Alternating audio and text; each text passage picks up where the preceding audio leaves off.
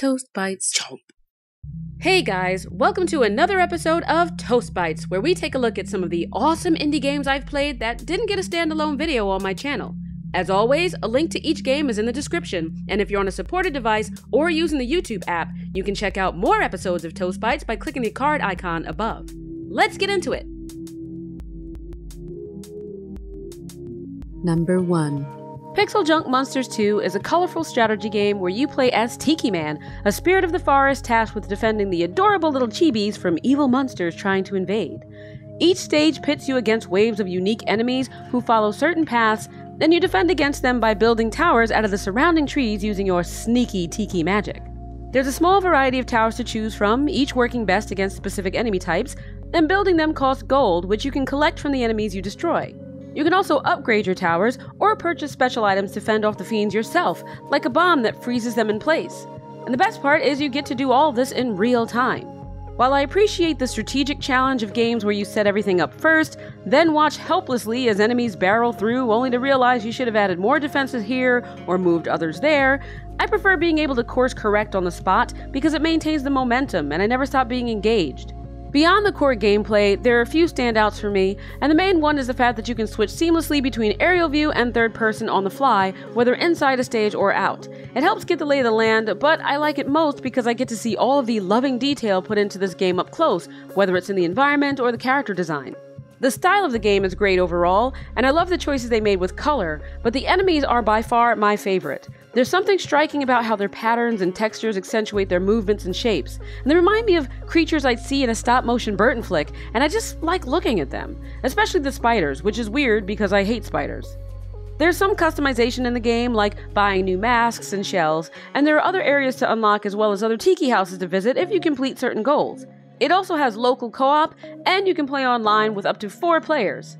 The interface is non-intrusive, the music matches the playful tone, and the tilt-shift style depth of field keeps you focused on the action without distracting from it. I'm not big into tower defense, but this game tackles the genre in a way that kept me entertained, and I had fun with it. That said, I never played the first PixelJunk Monsters, and this follow-up seems to have strongly divided its community of fans who waited years for a sequel. So, even though Toast Bites is about my personal opinion, I'm going to rattle off some of the feedback from fans of the series in case you're someone who loved the first game and want to know how the sequel compares.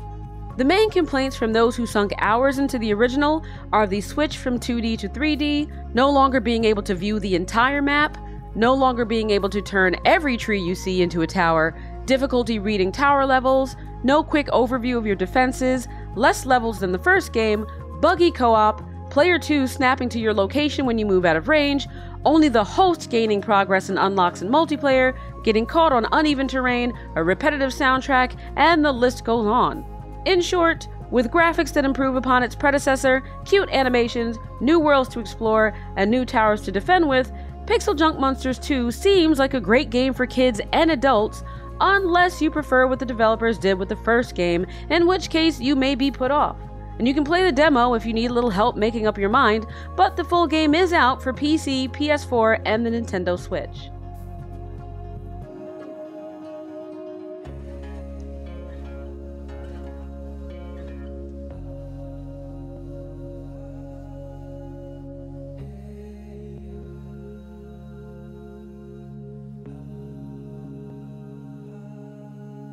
Number 2. Some games are the type where a random screenshot can tell you more or less everything about them. Then there are games like In Other Waters, where nothing you see can even begin to explain what it is or the experience you're in for. At its core, it's an adventure game, but its brilliance is in navigating the world and story through what the developers call an ever-growing tactile interface. You play as an artificial intelligence, think Iron Man's Jarvis, helping a xenobiologist named Ellery explore the ocean of an alien planet. You do this by performing certain tasks like studying samples, tracking life forms, and scanning the environment, all through a thoroughly modern minimal display. That may sound dull to some, but the dialogue between you and Ellery that serves as a vehicle for what I found to be a compelling, well-paced narrative lends a sense of tension and weight to each action that keeps the game interesting. There's something innately fascinating about the use of xenobiology to explore not only the world, but the relationship between you and Ellery. And with a story strongly tied to how deeply you explore the uncharted depths, I don't think I can do this game justice by explaining it, because it's so unique in its approach to this genre, an uneasy sci-fi mystery that accomplishes a lot with very little. The word immersive gets thrown around all the time in gaming, but to me something isn't immersive just because you get caught up in it. It's something so good at world building that you believe in that world and are invested in it even though little to none of that world tangibly exists. In Other Waters is essentially a bunch of circles, squiggles, and squares, and yet the developer tells a story through that interface so well that when I think back to my time playing the demo, I don't see colors and shapes. I see someone exploring an ocean, searching for things I won't spoil. That's immersion. The game met its goal in a successful Kickstarter campaign back in March, and while the demo I played is sadly no longer available, you can still check out the link for more information about the game and its development. Trust me, if you like games that live outside the box, this one is worth following. Number 3. When I first saw the thumbnail for Lightfall on GameJolt, I was hesitant to download it because I've been seeing so many 2D platformers pop up with a similar look and feel, yet very little to set themselves apart in their mechanics. I'm super glad I installed the demo anyway because I couldn't put it down. To me, the best platformers have a hook besides difficulty, and Lightfall is no exception. The core gameplay revolves around an artifact called a Shadow Core with several abilities you can activate to help you navigate the world, like creating platforms to jump on or barriers to protect you from harm. It doesn't seem like much at the start, but as you unlock those abilities, using the core becomes an extension of your character. The more fluid your interaction is with it, the more punch the game has as you move more quickly through the world with increased precision and better timing. It's recommended that you play with a controller even though a keyboard is fully supported, and being primarily a console gamer, I normally would have taken that advice, but I was too lazy to grab mine, so I stuck with the keyboard. Luckily, the controls are responsive and the game plays really well. I didn't feel like my hands were struggling to make sense of the controls or fighting against them when presented with more challenging sections that didn't leave a lot of room for error. It didn't take long to get the hang of it, and once you start soaring through with everything falling into place around you, it's glorious. There's also something to be said for the story. A lot of platformers claim to be story-based when they're really just platformers with an intro. Lightfall actually does a good job of weaving a narrative into the level progression, and I hate to refer to them as levels because they're more like living environments. The art style is beautifully understated, with points of visual interest more remnant of a gorgeous adventure game than a platformer, and environments are designed in a way that allows you to take it all in, rather than being a constant barrage of excuses to speedrun. The soundtrack is also worth noting, with tunes that are somehow both haunting and plucky. Latching onto walls and the sides of platforms didn't feel as tight as I'd like, and that there wasn't that inherent confidence in how or where the character was going to land. But, to be fair, the character always did what I wanted. It just didn't feel like he would. And maybe that's an issue with the controls, or maybe it's me. Either way, Lightfall is a pretty, innovative platformer with a lovely story, decent voice acting, and atmosphere for days. You can check out the demo yourself, but the full game is out on Steam and Nintendo Switch. Just keep in mind that the main game can be completed in a few hours, not counting challenges and other extras.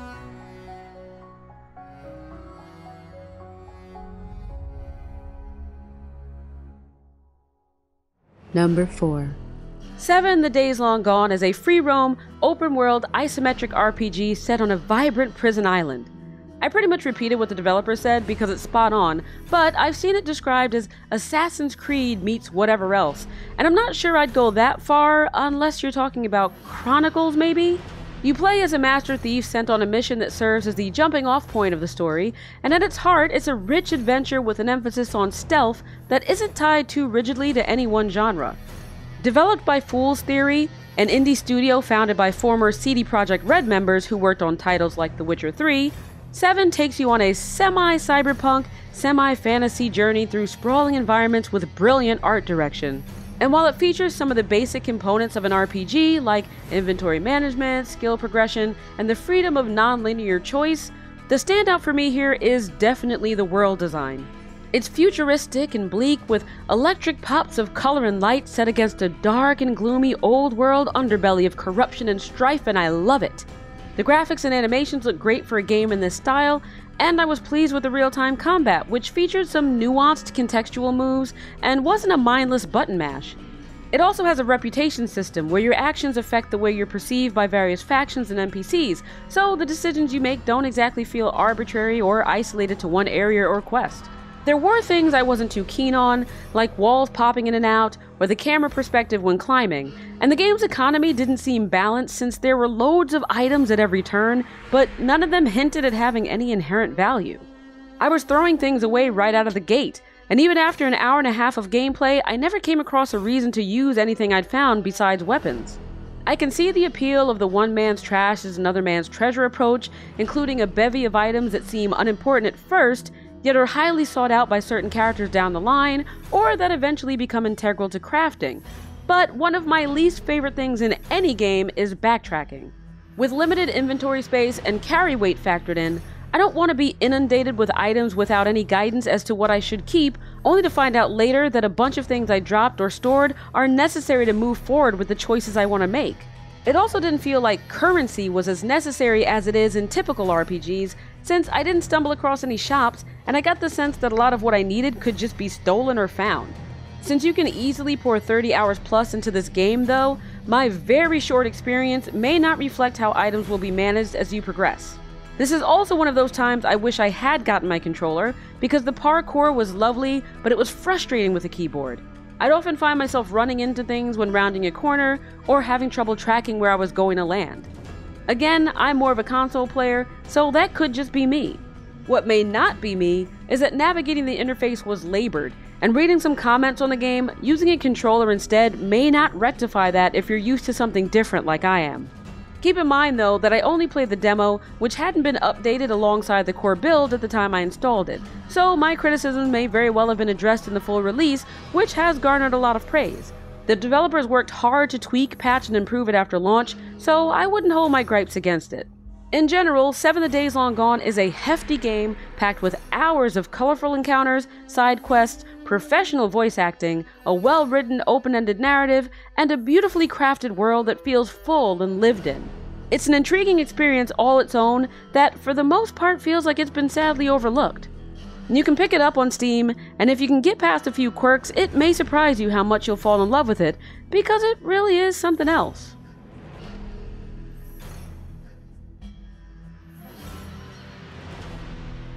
Number 5.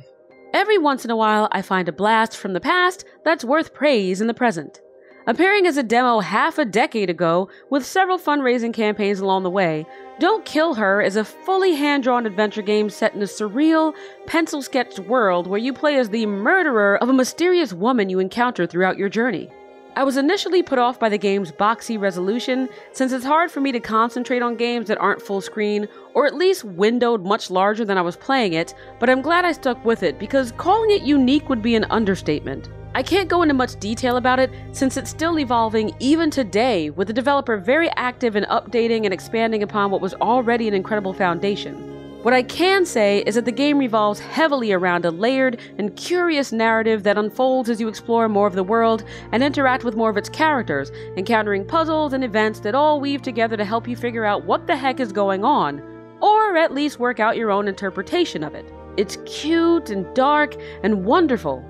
The gameplay is fairly interesting, sometimes feeling like a platformer, sometimes feeling like a point and click, sometimes feeling like a living storybook, but mostly transcending genres, with neat mechanics like the ability to take and tag screenshots as memories to refer back to, and features like an in-game social network where you can learn about the characters in the world of the in-between through their posts. There's no shortage of environmental storytelling, and the game is non-linear yet accessible in that you'll still find resolutions rich and satisfying even if you don't walk off the beaten path. There's also a lot to sink your teeth into if you'd rather hunt down optional encounters in secret areas, paying close attention to symbolism and the choices you make that affect character relationships. I don't know what else to say other than play the game, because that's the only way you'll understand why it's so good so far. The art style is amazing with impeccable world and character design, but the story is everything, and it's one that you have to slowly unravel on your own to fully appreciate what the developer is trying to accomplish. The full game still isn't out yet, but you can download the demo on GameJolt or itch.io and get hooked on it like I did. Now, before I go, here's a quick look at some bonus games. And remember, some of the games I'm featuring in this video are still works in progress, so what I'm showing you may not reflect the final release. Bonus games.